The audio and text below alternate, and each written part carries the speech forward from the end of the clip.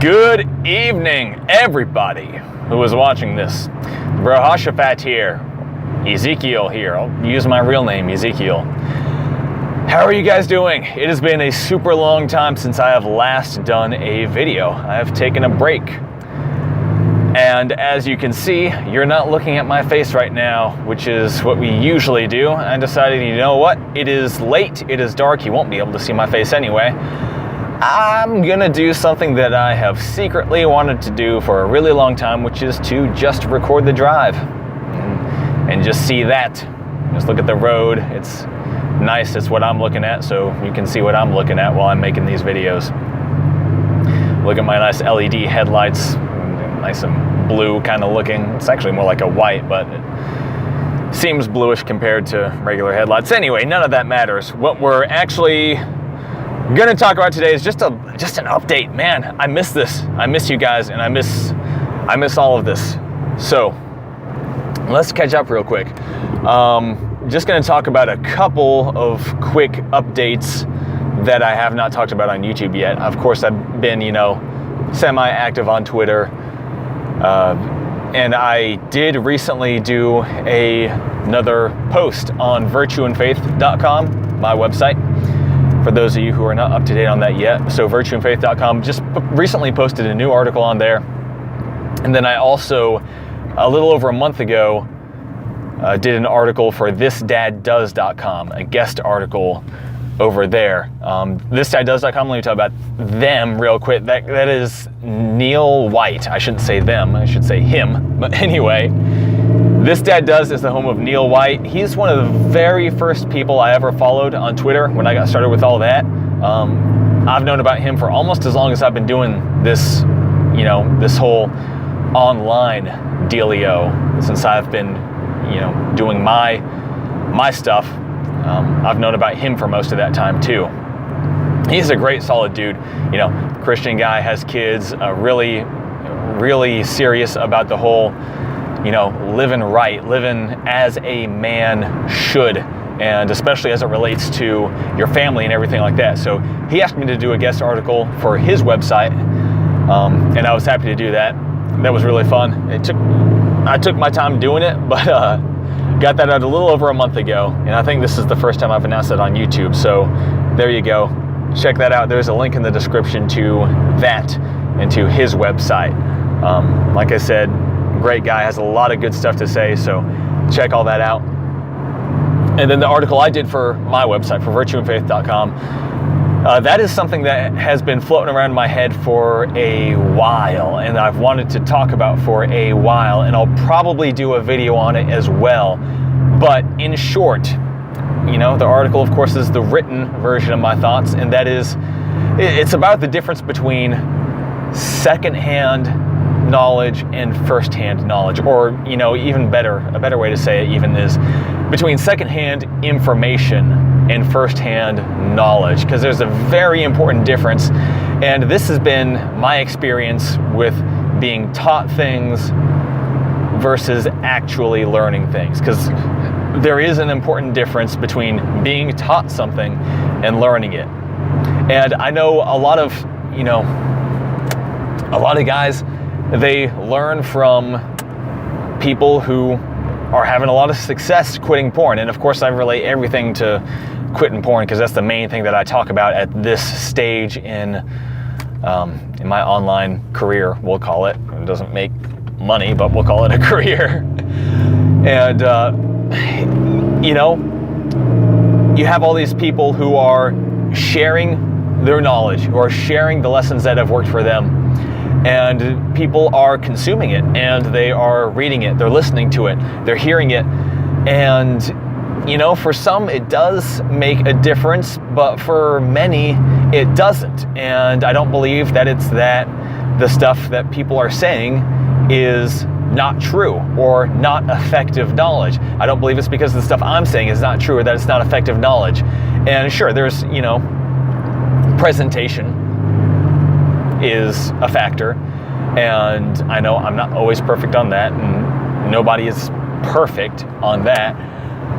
How the individual who is speaking relates to the person being spoken to, of course, that's a factor. There are so many different factors, but I think that one of the biggest ones is that there's a critical difference between being taught and actually learning. And there's a critical difference between secondhand information and firsthand knowledge. And it takes actual experience, or at least very, very serious thought and analysis, and to turn secondhand information into firsthand knowledge, which is effective. There's a theory that says that, that words alone cannot really convey ideas. The idea is that words can only direct your attention to something. They can't give you a completely fresh, unknown concept and have you comprehend it well. Just like you can't explain to a person who's been blind their entire life what the color red looks like. You could use all these terms and you could describe, wavelength, and just go into all the information about it. But they're not going to have that firsthand, real knowledge. They're not going to know the color red unless they see it. Even if they know everything about it, they're not going to know it. And I think the same thing goes for a lot of what we learn. And that's why firsthand experience, and even like on the job experience and stuff like that, is typically so much more powerful than what we learn in school. And that's been my experience a lot of the time. Doing something is much more effective for me to learn something than just hearing about it or seeing it done or something like that. And I've talked to guys, when I was working as a mechanic at the shop, guys would say, they learned less in all of tech school than they did on their first week at the job. And, that's, it's unfortunate that it's like that, but it's true in a lot of ways too. So, can you learn from other people? Yes, absolutely. But you've got to put a conscious effort into it. When I learn something from somebody, a lot of times I'll be like, okay, yeah, that makes sense. That sounds good. Let's do that. But then later on, some kind of experience will come along, and then I connect the dots. I'm like, oh, that's what that meant. I gotcha now. Suddenly there's like a whole new dimension to it. It makes so much more sense, and it's actually meaningful and applicable to me. It's not just a good idea. It's not just something that sounds good. It's not just something that I can, kind of vaguely apply to my life in general. It's something that has immediate, specific applicability and, can change my life. And so, a lot of times that takes place because, an experience happens, and then you connect the dots.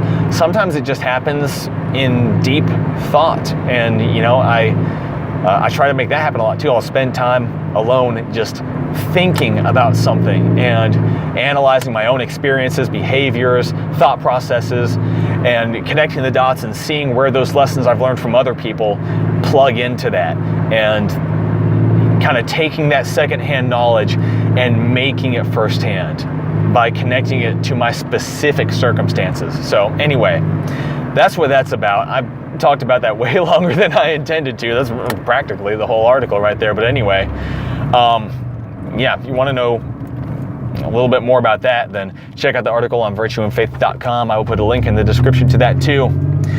And those are kind of the two main updates. I am excited to get back to this. I took a break, studied some stuff, just been busy in general as well, but getting back to this now, and I am excited to get back to it. I'm very happy to get back to it. I look forward to hearing from you guys, and I've been in touch with some of you on Discord and stuff like that, but anyway, let me know, I don't know, just talk to me or something. If you got something to say, if you got suggestions, ideas, or feedback, you do like the camera pointing at the road, or you don't like the camera pointing at the road, just whatever. Happy to be back. So that is it for now. Y'all have a lovely day. God bless you guys. Subscribe. And as always, Discord, Twitter, Gab, all of that, I'm there. I will say one thing about Gab, and I don't know why I have to call it out specifically about Gab, but people have mentioned some stuff about Gab. But anyway, there's porn on every website.